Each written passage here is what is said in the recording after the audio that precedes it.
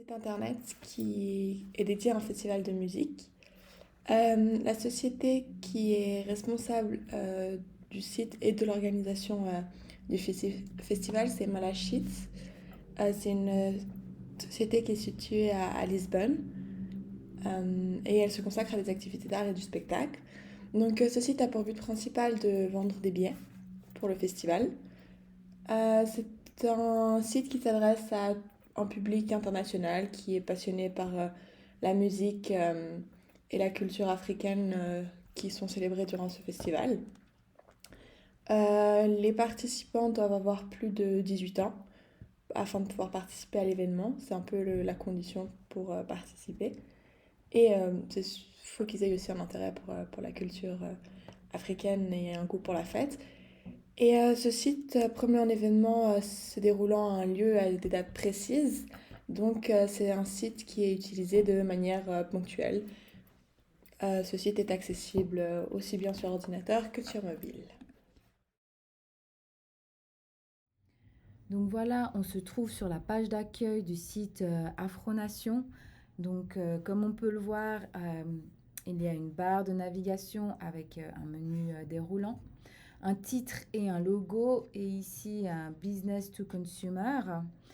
Ensuite, on peut voir ici un outil de langage qu'on peut mettre en anglais. Ensuite, on a le tracking cookie aussi et un FAQ où on peut poser nos éventuelles questions. Donc, on a aussi un bandeau défilant. On a un effet parallaxe ici avec une photo en arrière-plan d'une plage.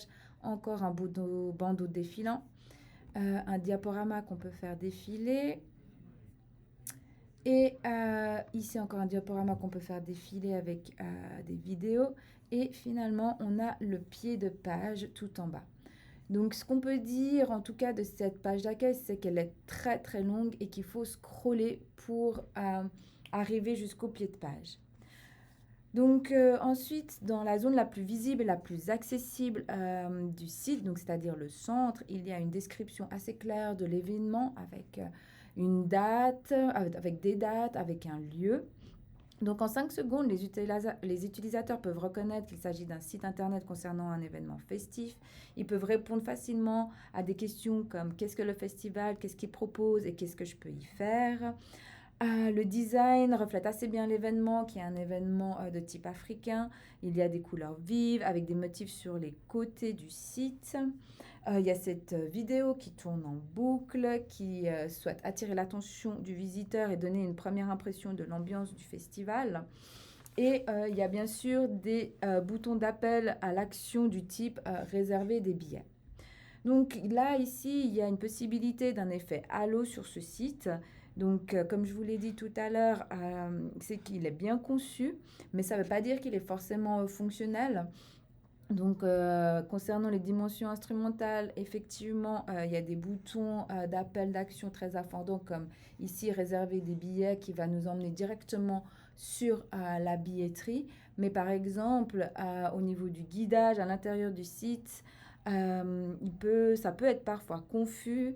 Donc, par exemple, il n'y a pas d'indication ici qu'il faut scroller, donc on peut passer à côté de certaines informations. Par exemple, si j'ai envie de chercher le nom de l'organisateur, je ne sais pas où chercher ou où cliquer. Niveau densité informationnelle, effectivement, il y a peut-être un peu trop d'éléments visuels, c'est-à-dire qu'il y a beaucoup d'images, beaucoup de texte, effet parallaxe, bandeau défilant, bouton d'appel à action. Donc, peut-être un peu trop surchargé à ce niveau-là. Mais globalement, le site est plutôt bien fait, avec un accueil très visuel, une vidéo qui tourne. Et puis, on voit que ça a l'air d'être fait par des professionnels. La création du scénario et des tâches à donner aux utilisateurs ont été faites avec ChatGPT. Nous avons donc tapé un premier texte, un premier prompt que vous pouvez voir ici sur le PowerPoint. Ça nous a généré une première mise en situation avec des tâches formulées. Malheureusement, il y avait une tâche qui concernait la version mobile alors que nous, dans nos tests, on utilise uniquement la version ordinateur. Donc, ce qu'on a fait, c'est qu'on a relancé un autre prompt qui demandait à ChatGPT de nous refaire une tâche sans l'utilisation du mobile, justement parce que le test se fera uniquement sur l'ordinateur. Donc, ça nous a généré encore une fois une mise en situation avec d'autres tâches qui correspondaient un petit peu plus à ce qu'on souhaitait faire. Et la mise en situation et les tâches ont été un peu adaptées car elles étaient beaucoup trop longues. En tout cas, en ce qui concerne la mise en situation, nous l'avons raccourcie. Et les tâches, nous les avons un peu concises afin qu'elles soient plus réalistes, vu que les participants devaient utiliser le site de manière naturelle. Donc, concernant la procédure de passation, donc le profil des participants, c'était des participantes. Il y avait uniquement des filles qui ne connaissaient pas le site ou qui l'utilisaient de manière irrégulière. Le point le plus important, c'est que c'était aussi des personnes habituées à fréquenter des événements festifs. Ensuite, dans le groupe, nous sommes 3. Donc, chacune d'entre nous a fait passer 2 participantes. Maintenant, concernant le déroulement du test,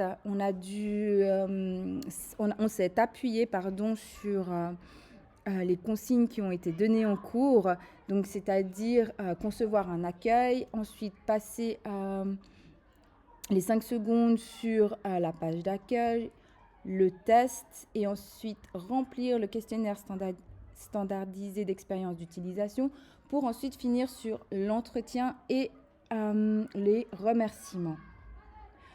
Donc, je vais vous montrer très rapidement le document que nous allons vous fournir qui nous a permis de l'utiliser un peu comme une feuille de route. Donc, voilà, on a introduit un peu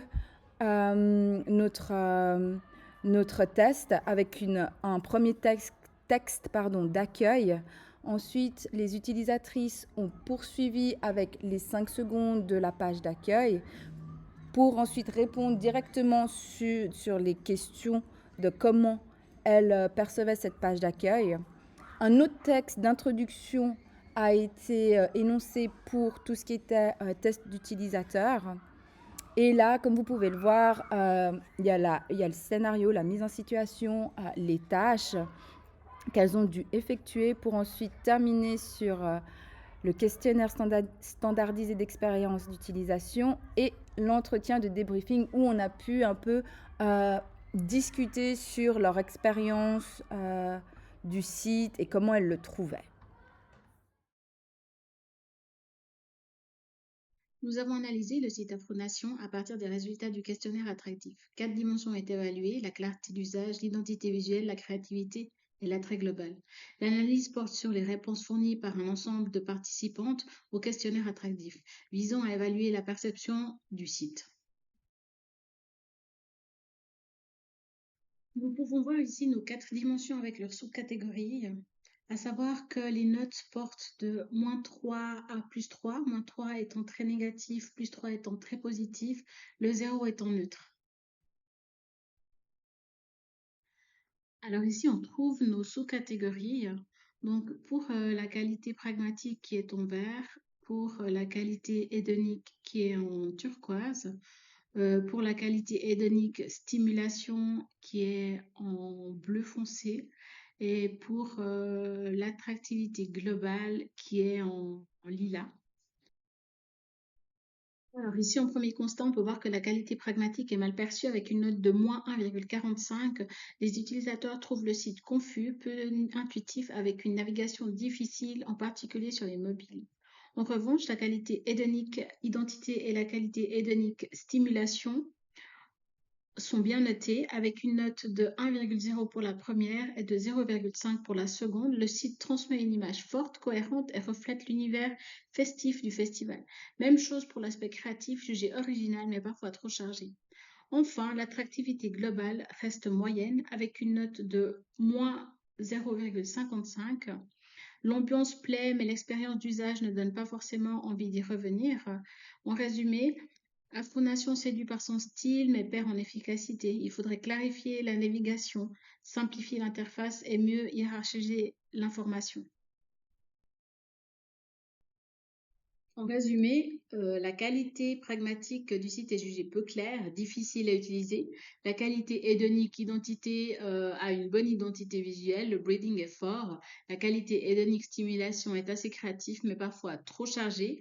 L'attraction globale a une ambiance qui est appréciée, mais l'usage est frustrant. Il y a un fort contraste entre style et utilisabilité. En résumé, donc, le site Afronation séduit par son style, mais perd en efficacité. Le résultat montre un contraste clair entre l'aspect visuel du site, très apprécié, et son utilisation concrète perçue comme confuse. Le questionnaire attractif révèle une image positive sur le plan identitaire, mais des difficultés liées à la clarté, la navigation et l'organisation de l'information.